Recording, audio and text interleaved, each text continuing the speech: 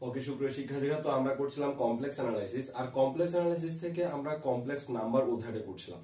গত ক্লাস পর্যন্ত আমরা কমপ্লেক্স নাম্বারের ধারণাগুলো নিয়েছিলাম, কিছু ম্যাথমেটিক্স করেছিলাম। তো আজকেও আমরা একটা ম্যাথ করব।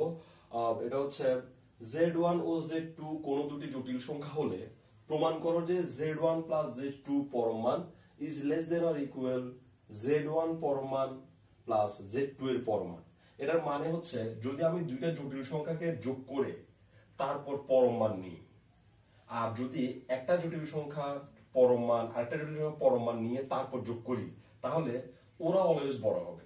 মানে যাদের পরম মান নেওয়ার পর যোগ করলে সেটা বড় হবে, আর যোগ করার পর পরম মান নিলে সেটা ছোট হবে, তবে কখনো কখনো ছোট হতে পারে। তো আমরা এটা প্রমাণ করার চেষ্টা করবো এখন। তো এটা প্রমাণ করতে গেলে আমাদেরকে কিছু জিনিস প্রথম থেকে জেনে নিতে হবে, যা আমি এখানে লিখে রাখলাম।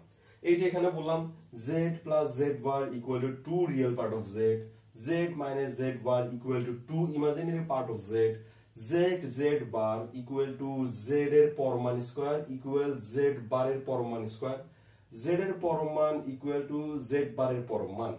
এই যে জিনিসগুলা, এগুলা কিভাবে প্রুফ হয়, মানে এগুলো যে সত্যি, এই প্রুফগুলো আমরা লেকচার 1A তে দেখছিলাম। এখন এইটা প্রমাণ করতে গেলে আমাদেরকে আরো কিছু বিষয় জানতে হবে, যার মধ্যে একটা হচ্ছে Z1 প্লাস Z2, মানে Z1 আর Z2 কে যোগ করে তারপর যদি তাকে অনুবন্ধী করা হয়, আর যদি Z1 কে অনুবন্ধী করে Z2 কে আলাদা করে অনুবন্ধী করে তারপর যোগ করা হয়, তাহলে ওরা ইকুয়াল দেখায়। আবার Z এর অনুবন্ধীর অনুবন্ধী, Z এর অনুবন্ধীর অনুবন্ধী সমান হচ্ছে শুধুই Z, real part of Z is less than or equal পরমান Z। এই বিষয়গুলো আমাদেরকে জানতে হবে, কিন্তু এই তিনটা বিষয় আমরা এর আগে প্রুফ দেখি নাই। তো আমরা প্রথমে এই তিনটা বিষয় যে সত্য সেটা আমরা প্রথমে প্রুফ দেখব, আর তারপর আমরা এই প্রশ্নটা যখন এই প্রশ্নটা সমাধান করতে চাইবো, তখন এগুলো আমরা বিনা প্রমাণে ব্যবহার করতে পারবো। আচ্ছা, প্রথমে আমরা এই যে এটার প্রুফ দেখি। এটাতে কি বললো, Z1 প্লাস Z2 এর অনুবন্ধী ইকুয়াল টু Z1 এর অনুবন্ধী যোগ Z2 এর অনুবন্ধী।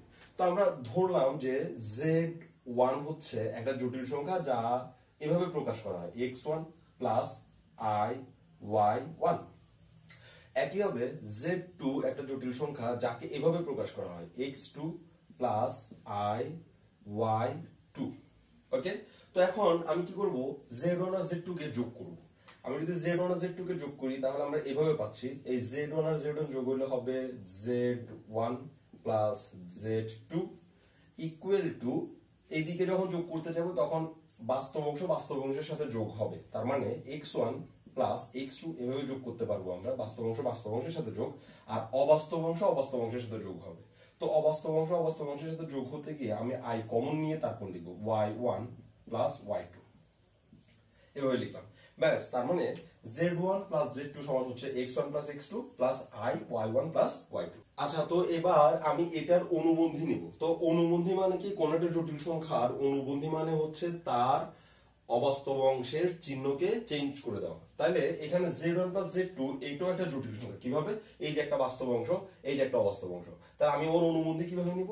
যদি আমি Z1 প্লাস Z2 এর অনুবন্ধী কল্পনা করি, তাহলে এই বাস্তব অংশ যেমন আছে তেমন থাকবে, x1 প্লাস x2 বাস্তব অংশ যেমন আছে তেমন থাক, এই প্লাসটা হয়ে যাবে মাইনাস i, তার জায়গায় থাকবে y1 প্লাস y2 ও তার জায়গায় থাকবে। এই যে অবাস্তব অংশ, তার চিহ্নটা পরিবর্তন করলেই আমরা অনুবন্ধীটা পেয়ে যাচ্ছি। ব্যাস, গেল। তাইলে Z1 প্লাস Z2 এর অনুবন্ধী হচ্ছে x1 plus x2 minus i y1 plus y2। আমি এটা একটু বক্স করে রাখি, যাতে ভবিষ্যতে এটা আমি একটু ক্লিয়ারলি দেখতে পাই। এখন আমি করব কি, এই Z1 এর পরমান, এটা এখানে ডান পাশে দেখা, এটা Z1 এর শুধু পরমান। তাহলে আমি যদি Z1 এর পরমান নিই, তাহলে আমি কি পাবো, Z1 বার সমান হচ্ছে x1, এই যে অবাস্তব অংশ, যেটা অবাস্তব অংশের চিহ্ন পাল্টে যাবে, মাইনাস i y1। এটারও অনুবন্ধী নিব। এটার জন্য অনুবন্ধী নিই, তাহলে আমরা পাবো Z2 বার ইকুয়াল টু হচ্ছে x2 মাইনাস i y2। এখন আমি যদি ওদেরকে যোগ করি, তাহলে আমরা পাবো কি, এই যে Z1 bar plus Z2 bar equal to, এদিকে যদি যোগ করি তাহলে হবে x1 প্লাস x2, তারপর মাইনাস i যদি কমন নিই, তাহলে i যদি কমন নিই, তাহলে আমরা মাইনাসও কমন নিলাম, i ও কমন নিলাম, মানে এদের যোগ হওয়ার পর i কমন নিচ্ছে আর কি। তাহলে আমি y1 পাবো প্লাস y2 পাবো। তাহলে একটু খেয়াল করি, এই যে z1 প্লাস z2 যোগ করার পর তারপর যখন অনুবন্ধী নিলাম তাহলে আনসারটা আসলো x1 plus x2 minus i y1 plus y2। আবার এদিকে যখন আমি ওদেরকে প্রথমেই অনুবন্ধী করলাম তারপর যোগ করলাম z1 অনুবন্ধী প্লাস z2 এর অনুবন্ধী, তখন আমরা পেলাম x1 plus x2 minus i y1 plus y2। এই লাইনটা এটার সাথে পুরোপুরি মিল, তার মানে আমরা এই বাম পাশটা সমান এই বাম পাশটা লিখে দিতে পারি, যা এখানে প্রমাণ করা আছে। ওকে, তাহলে এবার আমরা এটার প্রমাণ দেখি। z এর অনুবন্ধী সমান হচ্ছে শুধুই z। আচ্ছা, তো প্রথমে আমি মনে করলাম কি z ইকুয়াল টু হচ্ছে x প্লাস আই ওয়াই। তো z একটা জটিল সংখ্যা যা ইকুয়াল টু হচ্ছে x প্লাস আই ওয়াই। এই z এর অনুবন্ধী কেমন হবে? এই z এর অনুবন্ধী হবে z বার ইকুয়াল টু এই অবাস্তব অংশটার চিহ্ন পাল্টাই দিতে হবে। অবাস্তব অংশের চিহ্ন পাল্টাই দিলাম। এখন এইটাও একটা জটিল সংখ্যা। এই জটিল সংখ্যার অনুবন্ধী কেমন হবে? এই জটিল সংখ্যার অনুবন্ধী হবে এই সংখ্যাটার অবাস্তব অংশের চিহ্ন চেঞ্জ। তাহলে এই সংখ্যাটার অবাস্তব অংশের চিহ্ন যদি চেঞ্জ করি তাহলে সে হয়ে যাবে প্লাস আই ওয়াই। ও x প্লাস আই ওয়াই সমান হচ্ছে z, তাহলে আমি এখানে লিখে দিতে পারবো z, অর্থাৎ z এর অনুবন্ধী সমান হচ্ছে শুধুই z, যা এইখানে আমরা বলছিলাম। ওকে, এবার আমরা দেখব real part of z is less than or equal পরমান z কিভাবে হলো।